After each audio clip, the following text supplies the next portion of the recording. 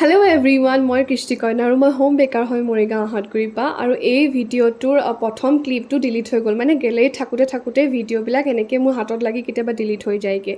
আৰু মই বহুত বেছি এলেহুৱা হয়, মই ভিডিঅ'ও কৰোঁ ধুনীয়াকৈ, কিন্তু মই কি হয়, মই মানে এডিট কৰি পেলাই মই আপলোড কৰিবলৈ মানে মোৰ সেইখিনি সময়তে এলাহ লাগি যায়গৈ। আৰু এইটো কেকটো আছিলে 1 kg তল কেক আছিলে, চকলেট ফ্লেভাৰৰ। আৰু যাৰ কাৰণে বনাই আছোঁ, ভাইটিটোৰ মানে মিউজিক খুব বেছি ভাল পায়, সি গিটাৰ বজায়, মিউজিক খুব বেছি ভাল পায়। গতিকে মই কৈছিলে যে সি এনেকুৱা কিবা এটা ভাল পায়, তো এনেকুৱা থিমতে তুমি বনাবা। কিন্তু একো ফটোজ নাছিলে, একো নাছিলে, কৈছিল যে সি গিটাৰ ভাল পায়, তো তুমি সেনেকৈয়ে বনাবা বুলি।